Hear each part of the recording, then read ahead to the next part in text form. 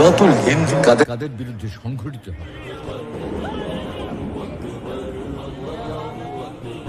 এই যুদ্ধ কি অতীতে হয়ে গেছে নাকি ভবিষ্যতে সংঘটিত হবে? আসসালামু আলাইকুম ওয়া রাহমাতুল্লাহ। প্রিয় দর্শক, বর্তমান বিশ্বের মধ্যপ্রাচ্যে আজ যুদ্ধের দামামা বেজে চলেছে। একের পর এক নতুন নতুন ফ্রন্টে শুরু হচ্ছে যুদ্ধ অভিযান। এর সাথে আমাদের উপমহাদেশেও চলছে কট্টরপন্থীদের দীর্ঘ সন্ত্রাস, যাদের আশ্রয়ে প্রশ্রয়ে অথবা সরাসরি তত্ত্বাবধানে চলছে বিভিন্ন মানবতা বিরোধী অপরাধ। চলছে সামাজিক, সাংস্কৃতিক, রাজনৈতিক, অর্থনৈতিক ও ধর্মীয় আগ্রাসন। চলছে জাতিগত বিদ্বেষ বা ধর্ম অবমাননার নোংরা খেলা।